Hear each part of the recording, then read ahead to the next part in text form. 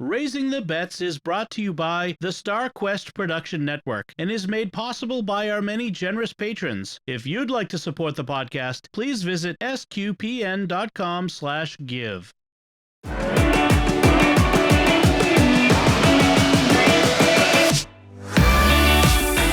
You're listening to Raising the Bets. We're a Catholic couple raising 5 kids outside of Boston.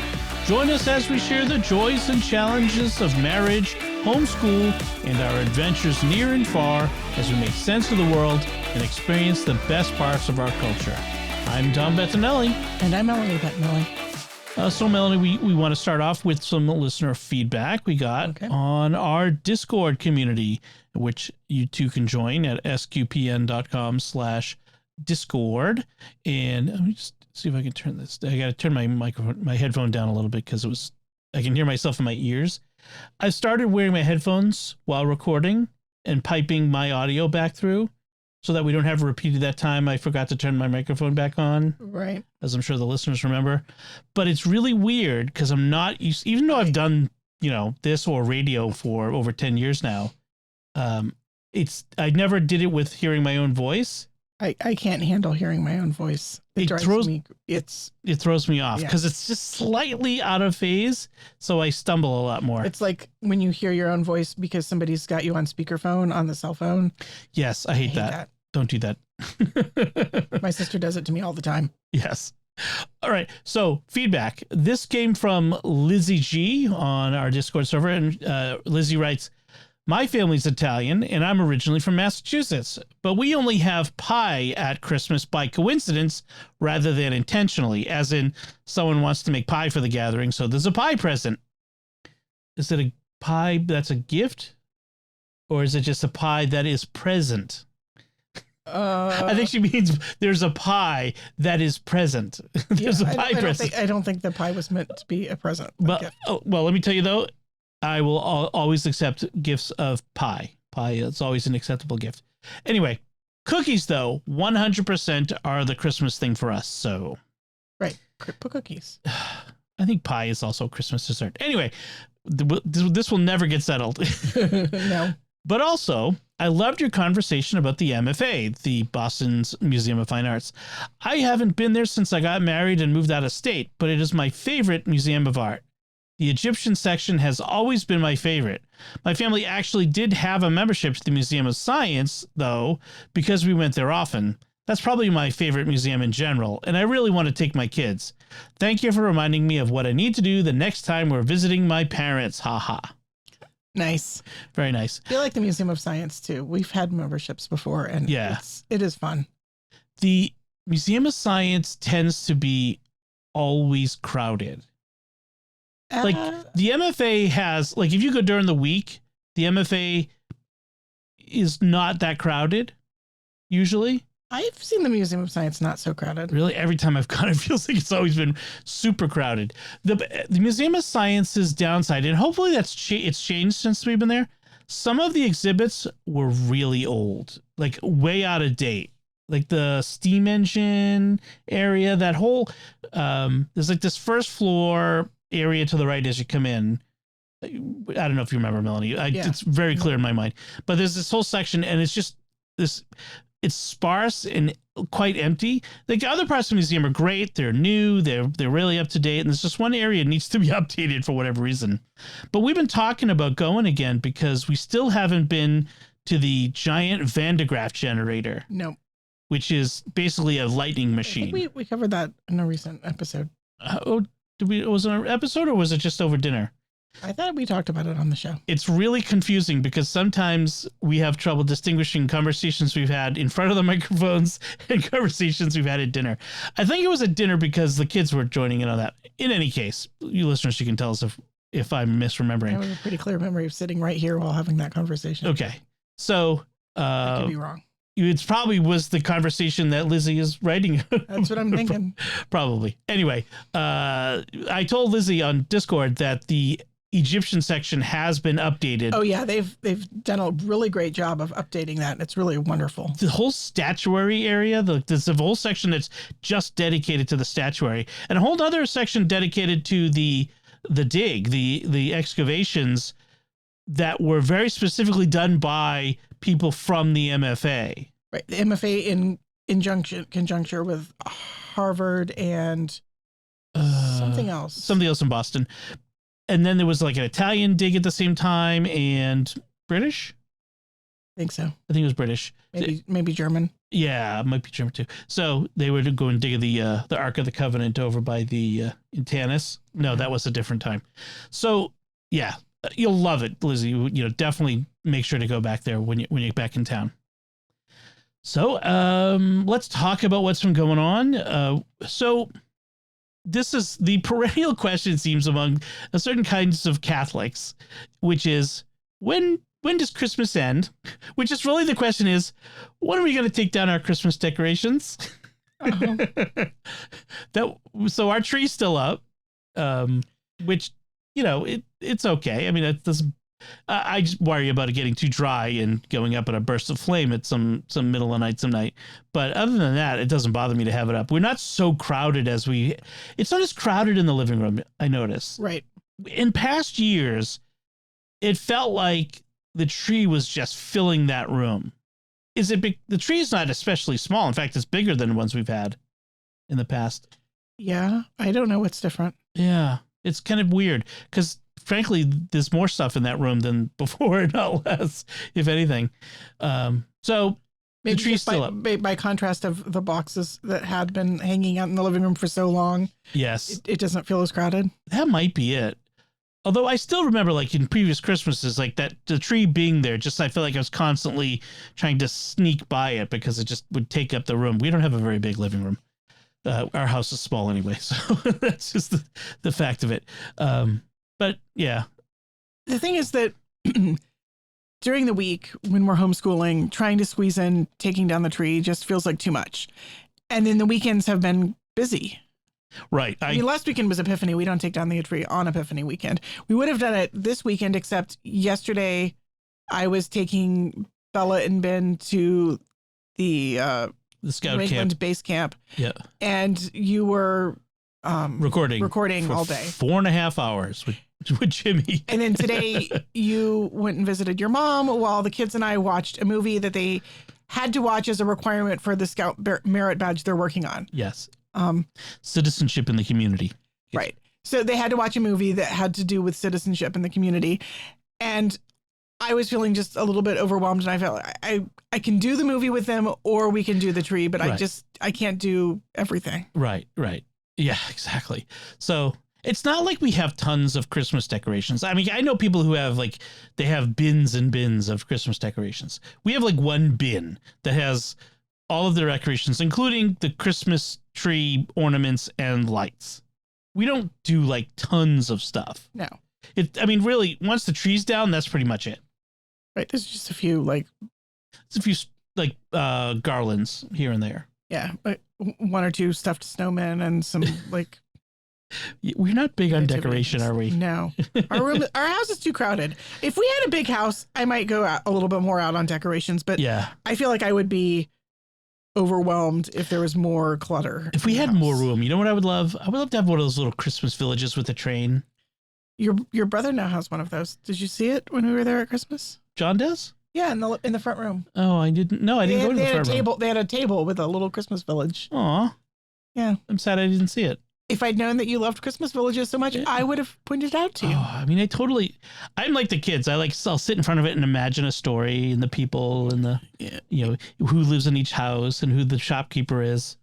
You're much more like them than I am. I'm like, oh, that's pretty. Yeah. And then I'm done. I like them. I played stories with the Star Wars figures well into my teen years, long after it was uncool. So, and frankly, I could be tempted to do it now, except I would call it writing novels or making a short story. Right. So we'll get around to dedecorating. That tree will come down, but at least by Michaelmas. Dedecorating? Is that a word? It is now. It's a thing. Okay. I've heard people refer to dedecorating. I've never heard that word before. By Michaelmas? I see you caught that one. Michaelmas is the beginning of September, in case you hadn't caught that. Yes. I was going to say Candlemas, but I said Michaelmas. Yeah. The tree is definitely going to be gone by Candlemas. By Candlemas. Not Michaelmas. Candlemas is the end of January. February 2nd. February 2nd. Yeah. So that actually will come faster than you think. So we better get that tree down. So let's talk about other stuff. I think that's about so you mentioned you took the two kids to the scout camp. Bella was doing her swimming requirements. They have an indoor pool there. We've talked about New England Base Camp before. It's also called Camp Sayre. It is amazing. It's a really nice scout camp that's on the edge of Boston, but it's in the Blue Hills State Park.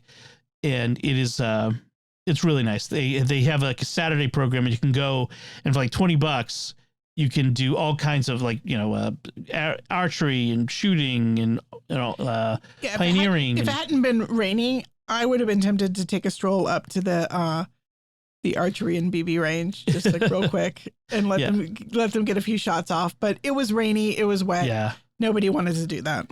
And they have like a ropes course. I think Mick and Jay were actually heading up to the archery range because they'd never been to base camp before. Oh yeah, there are a couple of new scouts, and it is really fun. It's really great, and you can do all kinds of stuff there. And we've been there a lot. But they have an indoor pool, and both Bella and Ben need to complete swimming requirements to get their next advancement. Ben did complete his requirements for second class, so he is getting his second class rank, which is nice. That wasn't a foregone conclusion a year ago that he would be advancing. Yeah. He was having such troubles in general with things. So it is nice to see him moving ahead. Yeah. What I was going to say. Oh, the swimming pool. Yes, the swimming pool. The swimming pool was supposed to be an Olympic size pool, but they didn't calculate for the sealant. And so it is like less than an inch short of being an Olympic sized pool, but it's enough short that it's not competition. Yeah. They can't actually do competitions in it. That is ridiculous. Isn't that ridiculous? That is ridiculous. I remembered hearing that before, like long ago, like the first time we were there, and the guy who was the manager on Saturday repeated it. And I was like, oh yeah, I remember hearing that. It's kind of ridiculous. So so that's what we've been doing. I mean, the other thing is I went and visited my mom at the new hospital she's at. Since I think it's the same one she was at since last time we talked. Yeah. But now she's actually in a room and not in the emergency room, which she was in. When did they move her to a room? Middle of the week, I think. Okay. She was in the emergency room for 4 or 5 days because she had COVID. She's still COVID positive, so they had to get the bunny suit on and the whole thing to go in and see her.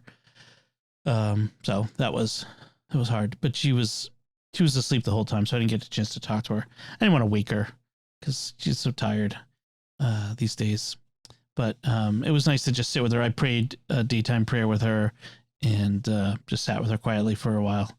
So I did drive by on the way there because she's at Brigham and Women's Hospital. I did drive by Our Lady of Perpetual Help Basilica, or also known as Mission Hill Basilica in Boston. It's run by the Redemptorists, and it's a designated basilica, which is a designation given by the Pope to particular churches of significance. And it's a site of healings. So there's like a chapel where, you have crutches and stuff for people who've received miraculous healings. So it's a pilgrimage site, which I've never been to. It's in Boston. It is like down the street from, say, like the Museum of Fine Arts. Uh-huh. It is like literally right there. There was a mass getting out. I really wanted to go in, but I didn't. I also really wanted to stop at the museum because I drove right by it on my way home. Uh-huh. And I didn't. But it would have been fun to stop in just by myself, just to kind of wander a bit. It would have been fun, but I wanted to get back. Yeah. So I might not have resisted the temptation. I know. But I need to get back to make my beans, which we'll talk about in a minute. But first, let's talk about some other things that we made earlier in the week. I love shrimp. That is probably come up before on the podcast. I'm sure. And my motto is when I go at the grocery store, if shrimp's on sale, I'm buying it, which is problematic because apparently shrimp is on sale a lot. So I don't actually buy it every single time. But I wanted to make a shrimp dish. What was it, last Friday, I guess? And I made 2 different shrimp dishes. I made a coconut shrimp and I made bang bang shrimp. Now I was really interested in the bang bang shrimp because I think somebody got like bang bang shrimp when we went to Legal Seafood with your dad. No, I got green beans with a bang bang sauce. Oh, right. Which, that's something we could use the leftover bang bang sauce with. Yeah, they were really good. Okay, what is bang bang? So it sounds silly, but I think it's a Thai dish originally, and I should have looked it up, but I think it's a Thai dish and like street food. And it was called bang bang because it's spicy. That's my recollection of it. I mean, I looked it up and I found like 6 different explanations. One that said the name came from Chinese street food and was later applied to whatever. And right. I think that it's one of those things that nobody's quite sure. There's lots of apocryphal. I mean, literally one says it's from Chitty Chitty Bang Bang, which I think is the stupidest thing. Probably not. But the Thai thing is there's a Thai sweet chili sauce in it, which might be part of it. So here's the recipe. The bang bang itself, I looked it up, and this is from thekitchen.com. It's kitchen without an E. So I'll put a link in the show notes. And so you have shrimp and you defrost it.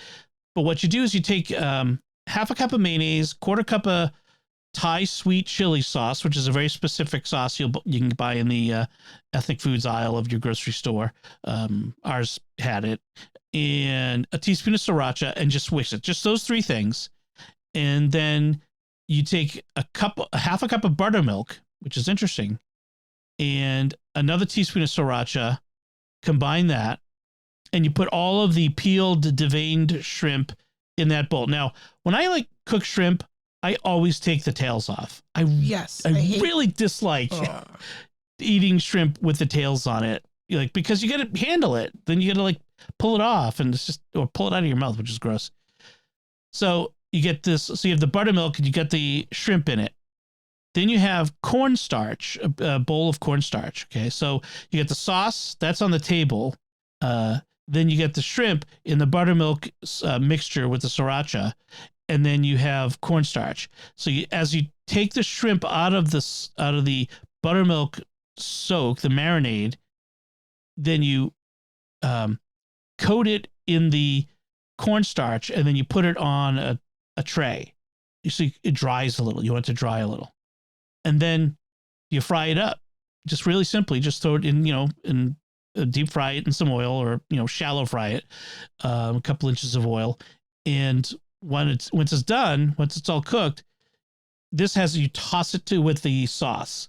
Now I served it with a sauce on the side. So when I had the bang bang flavored green beans, they did not have the same sauce. I think they just had the Thai the sweet chili sauce. They did not have the mayonnaise. And were the green beans cooked in any different way other than just having the Thai sweet chili sauce on it? I think they might have been fried, coated and fried, breaded and fried. It's been a while since I had it. Yeah. But no, the sauce was just the sweet chili sauce. It didn't have it wasn't creamy like it had mayo in it. That's weird. Yeah. Yeah. But the sauce is really good, and I would use it on different things, with vegetables. That would be actually pretty good. I liked the chili sauce just by itself without the other stuff mixed in. Well, and the chili sauce came in handy with the coconut shrimp. Now, that was a little more involved. The coconut shrimp is from the recipe is from a site called cafedelights.com. And so you take the shrimp cleaned and deveined, and you set up a series of bowls. In one bowl, you have a half a cup of flour. In another bowl, you have a batter, which consists of more flour, baking powder, garlic powder, egg, beer, and that's it. Okay, in that bowl. So you have a batter. And then a third bowl with a mixture of shredded coconut. It says sweetened or unsweetened. I went with the unsweetened. I think sweetened might be a little too sweet. That and panko breadcrumbs. Okay. So you take the shrimp and you put it in the flour, then you put it in the batter, and then you put it in the breadcrumbs in the coconut flour, and you coat it and kind of pat it on to make it stick. You put it in a pan and you do them all. And then again, you deep fry them. Oh no, before you deep fry them, this was the key actually. Once you've coated them all, you put them in the freezer for a half hour, which makes the coating solidify and adhere so it won't fall off in the frying. Yes, that's key. They were so good. Like I tried one of the other shrimps. Yeah. They were okay. The coconut shrimp, like once I tasted that, I didn't want any of the other shrimp at all. And I served it with so good. With the Thai, like just with the plain Thai sweet chili sauce, and it was really good with that. Yeah, I think I would honestly just say I liked the Thai sweet chili sauce plain better than it with mixed in with the other things. Yeah. Well, the bang bang sauce was for the other shrimp, but yeah. No, but I mean, but even the other shrimp? Yeah, I liked the. Okay. So this worked out really well. This was I think everybody liked it. Pretty much everybody had some. I don't think if anybody didn't. I don't know if Ben did. I think it was pretty popular. I think Ben might have made himself a PB&J. Yeah. Well, it's not unusual. He's not really a big shrimp guy. But yeah, the batter on the coconut shrimp, it's adhered really well, and it was really crunchy, really flavorful. I really liked it. And by having you have to freeze it, so while that was in the freezer, I was able to make the other shrimp. So it was made it really easy. So really happy with how that came out. I also made another dish, mushu pork. Now, mushu pork has a history for me. When I was a kid, this was one of the dishes we always got when we went for Chinese food in my family. In fact, my dad would take us out sometimes, occasionally, to Joyce Chen restaurant, which is Joyce Chen kind of became I don't know if it was a chain, but they were a brand that had like ingredients in the store. You could buy Joyce Chen soy sauce and stuff. And one of the dishes we would always get at Joyce Chen was mushu pork. And what made it interesting and different was that it came with these little thin pancakes, and you would take a little hoisin sauce and put it on the pancake, and then you would put it was like a meat and vegetable mixture on it, and you'd roll it up and eat it. It was basically like a Chinese burrito, a little Chinese burrito. And they were awesome. I loved them as a kid. And there was only so many pancakes, so everyone had to make sure we got, a pancake. Whereas, see, mushu pork was the weird thing that my mom got that she'd occasionally, she'd let us try, and I'd be like, that's interesting. No, thanks. I'll go back to my mugu gai pan. Yeah. And I didn't really like mugu gai pan. But so, I liked it, but it was the assembly thing. We've talked about it before. Like when you serve kids a dish that requires some assembly, they have to like make their own, to put bits together to make it. I think that they like it better. I think that's one of the reasons why I liked it. So I wanted to make this mushu pork, and this is a Cook's Illustrated recipe, and it came out okay. So I had to make the pancakes first, and frankly, I doubled the pancakes, but I probably should have only doubled those and not the rest of it, the stir fry itself, because it made way, way more than we ate. But the pancakes are interesting because they have to be thin, and to make them thin, what you do is you make this dough that's basically just flour and boiling water, and you roll it out into these rounds, these 3-inch rounds, or you don't roll them. You cut them up into little balls, and then you spread them out with your fingers. Then you oil one of them, one side with sesame oil, then put another one on top of it, and then use a rolling pin to roll it out to like a 7-inch round. So there are 2 of them stuck together. Then you fry it in a pan, just in a pan with a little oil on the bottom, on both sides until it starts to separate, because that oil keeps them separate. And then when they're cooked and they're cool enough, you pull them apart. So you cook them smushed together because that gives them the structural stability, but then you pull them apart to make them thin. Huh. I have to be honest. Yours were not that thin? Mine were not great. By the end, actually, I was doing pretty good with them. The first half of dozen of them were kind of weird shaped and had holes and some of them didn't separate. And I was having some learning curve on it. I'm not great at making bready things yet. I used to really be good at making sandwich bread, but I just haven't done that in a long time. I've left that to you. So so that came up pretty good. The hoisin is really what makes it, is really the flavor in that. So I really like that. It's pork tenderloin. I'm supposed to have bamboo shoots, which I didn't get for some reason at the grocery store, but I did have water chestnuts. So that worked out okay. And cabbage, which is really good in that. And what else was it? Shiitake mushrooms. So I like it. And and again, I like for the kids to put things together. Okay, the last thing I want to talk about in the food. There's a lot of food this week. Boston baked beans. I've probably mentioned it a long time ago. I haven't made them in a long time. We have an actual bean pot, Boston bean pot, and I've been wanting to make these baked beans for a while. I haven't had them in a long time, and I really like the slow cook in the oven. And so we had some Great Northern beans. They're pretty old. I wasn't sure whether they would work. Soaked them overnight, parboiled them this morning, and then when you make them, you just mix them with. It's a very simple recipe: sugar, molasses, dry mustard, black pepper. And you have a whole onion that you quarter and salt pork, which can be kind of hard to find. But if you can't find it, bacon will work. Just like a big hunk of bacon. In the bean pot, in the oven. Make sure so you've mixed up the molasses and sugar and mustard and pepper with some boiling water, and then you fill up the pot. Make sure it's full, and it goes in the oven 300 degrees.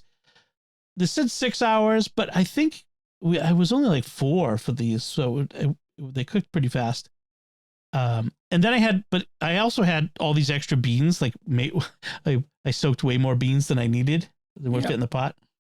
So we ended up making Instant Pot barbecue beans, and those came out pretty good. In fact, I think they might be a little more popular than my baked beans were.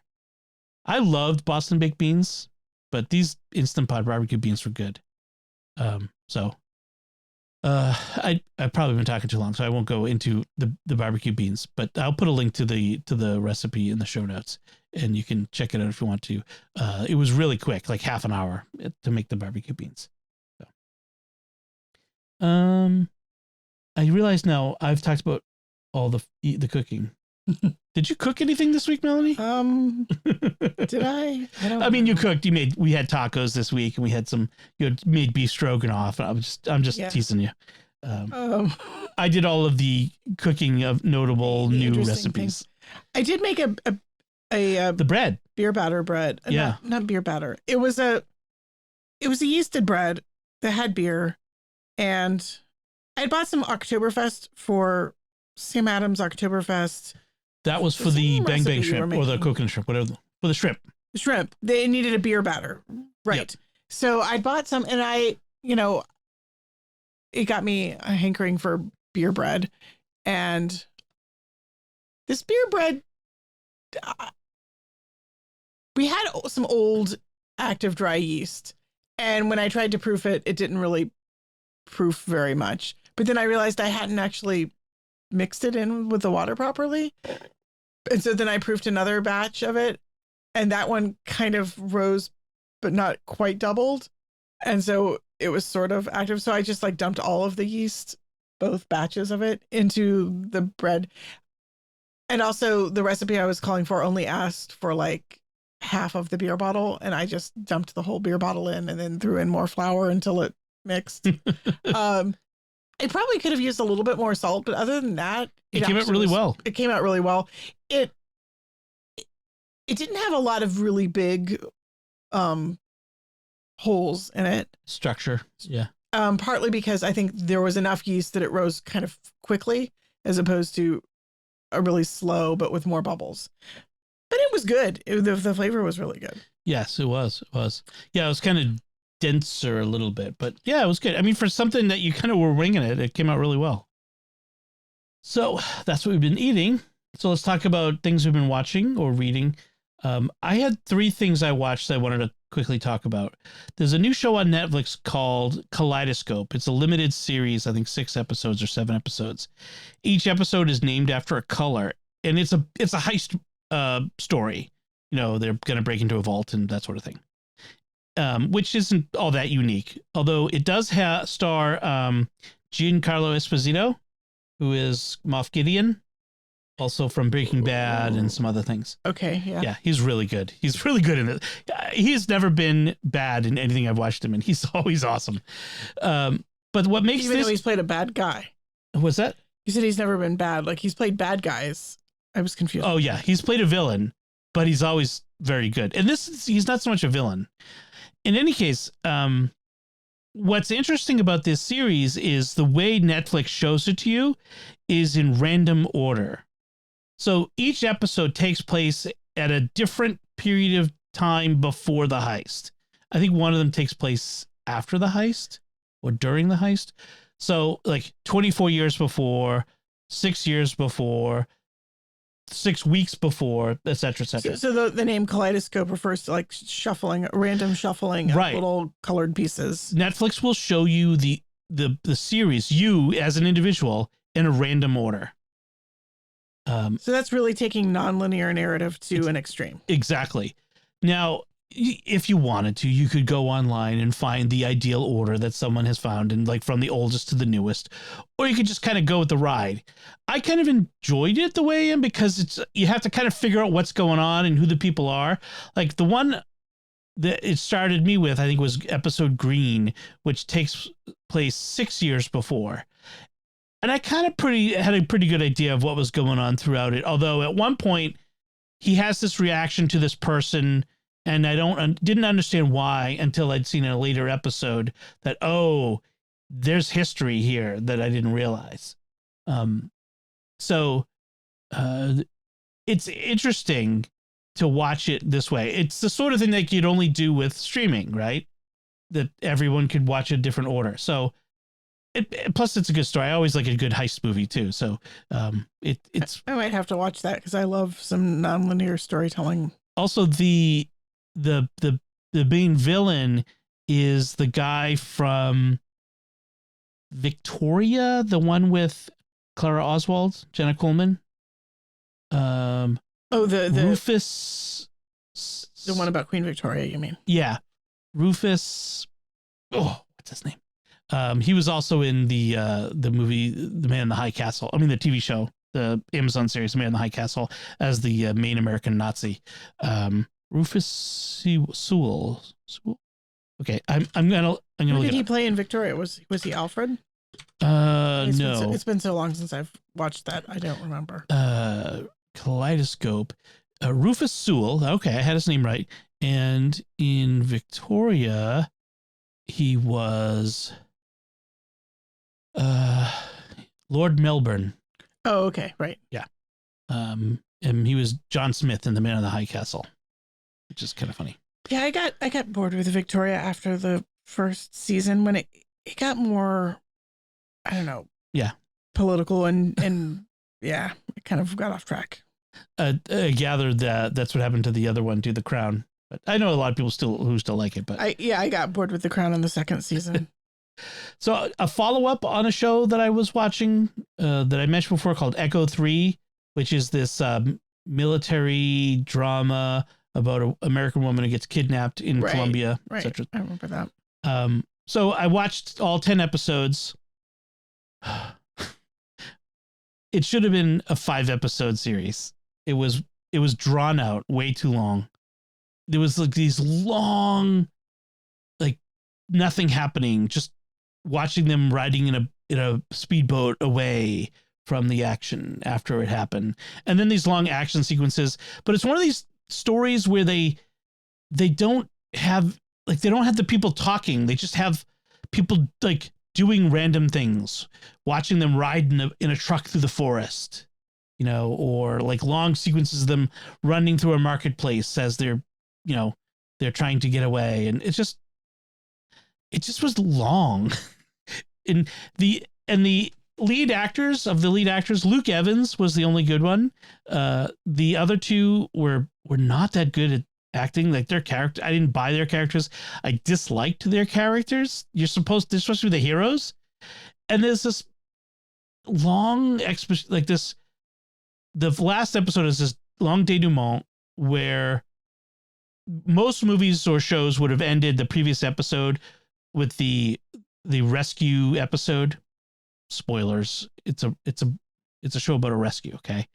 But it's trying to kind of say, just because we've done this thing doesn't mean there's a happily ever after. And it's kind of depressing, actually. And it was kind of, I don't know. It was a whole long episode where that just to tell us that there isn't a happily ever after. And it was kind of, so I can't recommend it. I mean, I watched the whole thing. There was some cool sequences, but it's not worth the whole 10 episodes. Finally, a show that I've been watching for years now. It may be the most Catholic show on network TV. SWAT. The episode I watched, I don't know, last night, I guess it was, featured the head of the SWAT team, who's unmarried, but with his girlfriend, they're having a baby outside of wedlock.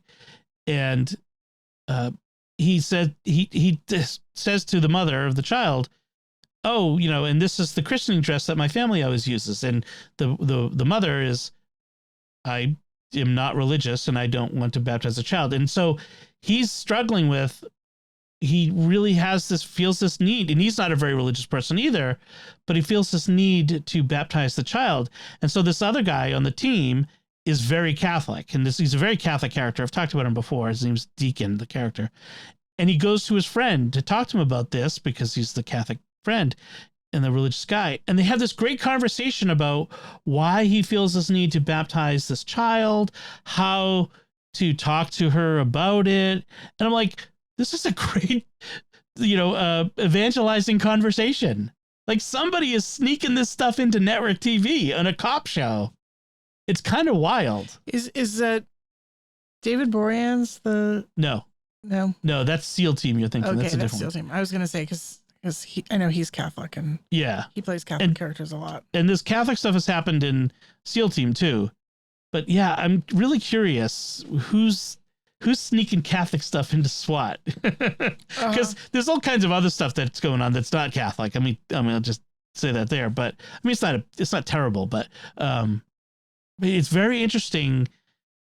Because it made me think of forming intentional disciples. It's an idea of thresholds. This was a threshold conversation where this guy, something in him says, I need to set aside my child to God. And why do I feel this need? And it's just this, he went to his friend who he knows is Catholic or Christian. Why, and to talk to him about it. So I thought that was fascinating. Anyway. Cool. You've been watching something. So far only the first episode. I watched the first episode of Three Pines, which is on Amazon Prime, and it stars Alfred Molina. Alfred Molina, thank you. Who's awesome. So it's a mystery show, murder mystery. He's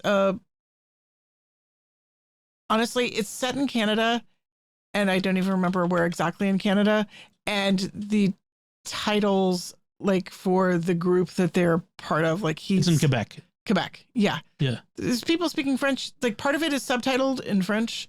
There's a sort of a subplot about an Indigenous girl who has either run away or been kidnapped or been murdered. Her family insist that she's been murdered. The police think that she's just a runaway and she's run off to New York. And then there's this really despicable woman who everybody in the town hated, who is rich and, like, wrote a book, like a self-help book, who was murdered. So far, I like it. It feels like there's a lot of really interesting, quirky characters. I like the setting, and Alfred Molina is great. Yeah. So I'm looking forward to watching it. My mom recommended it. Cool. And this sort of backdrop is, of course, the residential schools, and, to which Native kids were taken from their families and sent to residential schools. And one of the investigators who works with Alfred Molina is First Nations herself, but when she's asked what her people is. She says she doesn't know because she was adopted as a baby. And so she's sort of a person with no roots, which was kind of poignant. And then it turned out that the woman who, this is not huge spoilers because it's just the first episode, but the woman who everyone hated who was murdered was living in a former residential school. So like one of the first things you find out about her is like the First Nations woman saying, who would choose to live in a residential school? Like, kind of. Right. So that's definitely a major theme, is the tensions. Is it all like one story or is it episodic? I think it's going to be one story because like we did not get very far. Like, we got to the point of sort of determining, Alfred Molina determining that everyone in town is a suspect. So I think it's going to be like one overarching story, like or two, really, the murder mystery and the runaway girl. And I think that's going to be the whole season. Cool. I suspect, just based on the pacing was very slow. Like it's not fast paced. So kind of like Broadchurch, probably. Yeah, I'm thinking it had kind of a Broadchurchy sort of feel in terms of we're just figuring out who these people are and plopping them into the middle of the mystery. Again, kind of a small town, and who are these people? What's going on? Okay. That sounds interesting. I may want to check it out myself. And then you finished a book this week? I did finish a book. I finished a book called Purple Hibiscus by the African novelist Chimamanda Ngozi Adichie. Yeah, you've got the book, the computer. No, I knew that off the top of my head. No, you didn't. My eyes aren't very good, so I have a hard time reading the computer screen. That's why Dom is saying all the names of my things for me. I read a book by her over the summer, I think. Americana. Yeah. Which was about Nigerian immigrants to the U.S. and England. This one is set just in Nigeria. And it's it's a story told from the first person by a 15-year-old girl. Yeah. And her family is Catholic. Her father is a sort of tribal leader and very rich and important in his church community. And he is the editor of a major newspaper. And they're very rich. So they live this very privileged life. But the father is horribly, horribly abusive. He's physically abusive. He's emotionally abusive. He's very controlling, and he's spiritually abusive because he justifies all of his treatment of his children as being and his wife too, as being for the good of their souls. It was a very disturbing novel, especially the first third or so, which is the first third. You're kind of with the character who's trapped. She starts sort of near the end and then goes back to tell you sort of the backstory. So she starts on Palm Sunday, and then she goes back to some period of time beforehand to give you kind of the backstory. And you're working forward towards Palm Sunday, which at the beginning of the novel tells you that's when everything starts to fall apart in her family. And so that first third of the novel, you're just like trapped in the home, and then she gets to go, then you get to school, and she's not really any less trapped at school because her father insists that she has to be first in the class, and she will be punished if she's not first, if she's just second. And then they go to celebrate Christmas in their tribal lands.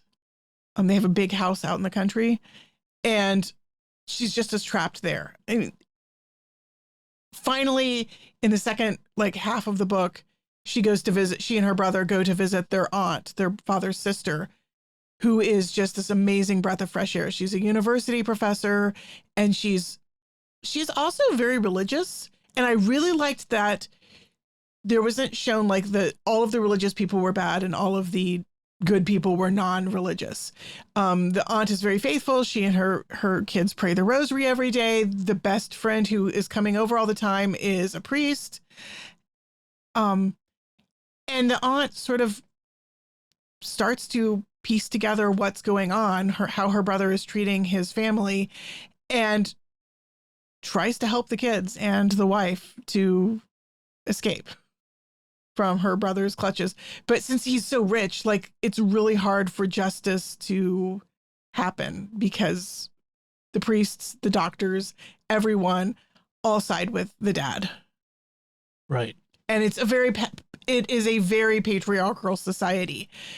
There's some really interesting moments, like the cousin is supposed to be making her confirmation, and she keeps having she has this argument with the priest where she doesn't understand why she has to take an English name to be confirmed. And it's like, well, this is how it's always been done. My baptism name is Victor, and I never go by it. And my, confirmation name is whatever. I never go by them. I just go by, his Nigerian name in the Igbo language. But, and he will not give and say, sure, there's no reason why you can't be confirmed with a non-English name. Like, there's nothing in the church which says that it has to be English. It's a very colonial mindset. And so the girl ends up deciding not to be confirmed because she refuses to be confirmed with an English name. And she proposes several names in Igbo, which would be perfectly appropriate according to the church's understanding. They're saint names. They're not saint names, but they're like God, like God is good, God is beautiful, God saves me sort of names. Like God attribute names. They're God attribute names. And she's like, these are names that praise God. Why do I have to have an English saint name like Peter or Paul or John or Mary? And I felt like that was one of the interesting features of this book, was that you could really see that the church is kind of trapped in this, like, these rigidities that don't really have anything to do with the actual church teaching. And that's kind of where the family is too. They're kind of trapped in this rigidness that doesn't really have anything at all to do with the church teaching. And I felt like the family was kind of a microcosm for the country of Nigeria. There's this oppression, this oppressive force that's weighing down on them. And there's this political through line where the father, and his role as newspaper editor, is criticizing the military dictatorship which is taken over and which is very oppressive to the people. And so there's this sort of sense in which, just as the girl, her brother, and her mom are being oppressed, the whole country is also being oppressed. It's ultimately was kind of a hopeful book. They do have a mostly positive resolution, but in some ways it was also kind of depressing because it felt like there are some of these institutional evils which are so deep seated that how can they ever possibly overcome them?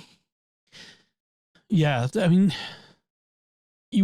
it's hard to have an entertaining story where it feels unhopeful. So you have to, in fact, the book I'm reading now, the Mistborn series, has got a similar feel to it, where, it's an oppressive society. It's been that way for 1,000 years.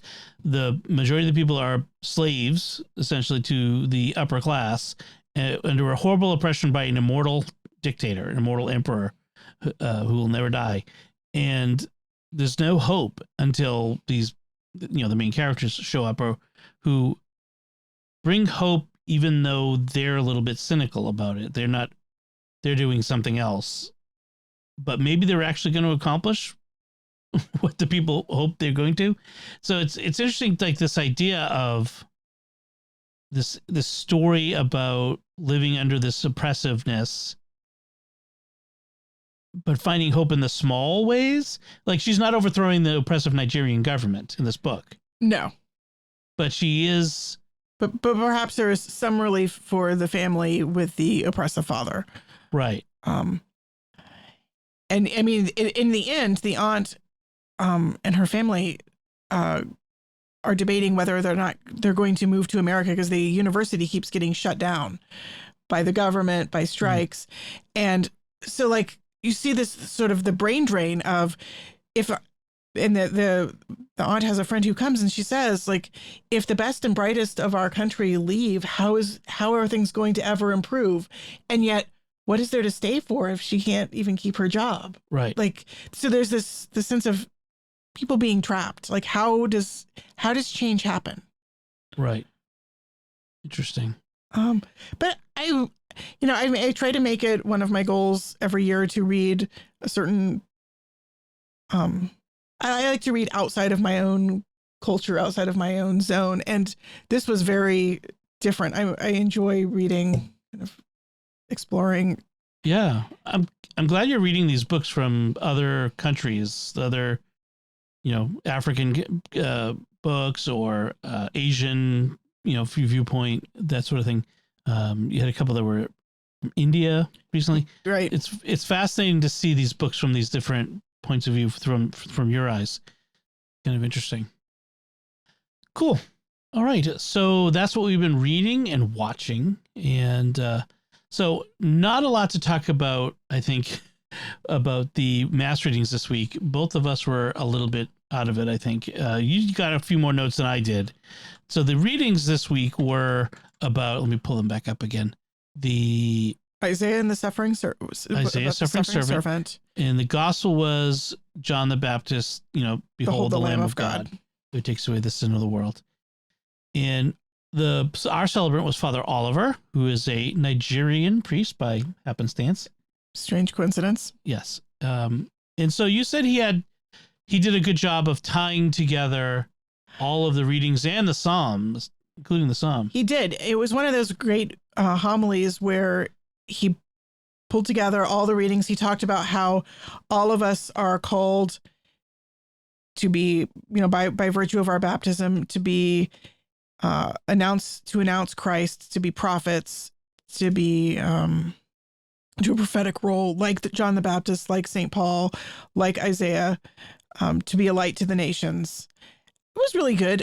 I took notes, but I don't think I can say a whole lot more than that was really good.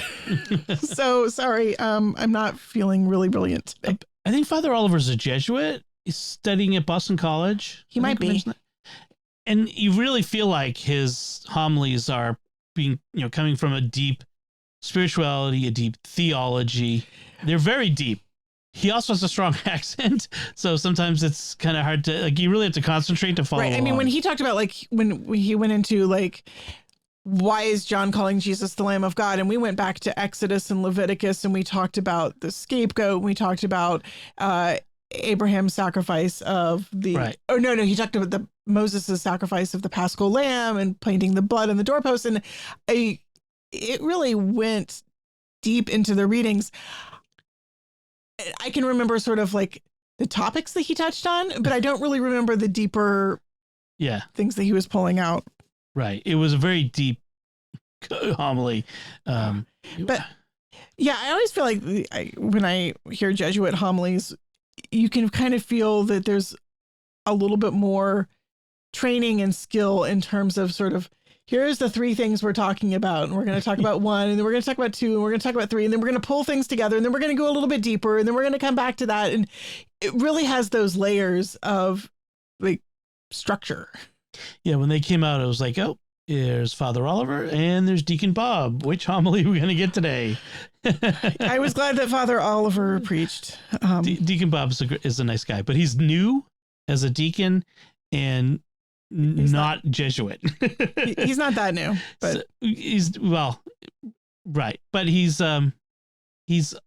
somewhat inexperienced as a homilist. Right. His homilies are fine. He tends to, I think he's using resources and pulling out bits and pieces and kind of just cramming them all together. And it's not like a cohesive whole that goes deep into any particular area, like Father Oliver does, or Father Matt, or Father, the other priests. So, Deacon Christopher, who's our previous deacon, was really great. Might have been the one of the best homilists I've ever heard, priest or deacon. So, I was sad to see him go. All right, let's wrap things up. We'd like to take a moment to thank our patrons who make it possible for us to create Raising the Bets, including Jonathan S., Bill, Morrowind, Henry S. and Joby W. Their generous donations at sqpn.com/give make it possible for us to continue raising the bets and all the shows at StarQuest. And you can join them by visiting sqpn.com/give. And that's it for this time. Find links from our discussion in our show notes at sqpn.com/bets. That's BETTS. Send your feedback at the StarQuest Facebook page, facebook.com/StarQuest Media. Send us an email at bets@sqpn.com or visit the StarQuest Discord community at sqpn.com/discord. Write a review at Apple Podcasts and share the podcast with your friends to help us grow our community and reach more listeners. Until next time, I'm Dom Bettinelli. And I'm Melanie Bettinelli. Thank you for listening to Raising the Bets on StarQuest. Here's another show on the StarQuest Network you're sure to enjoy. PlayStation Portable. Find it wherever fine podcasts are found or at starquest.fm/PSP.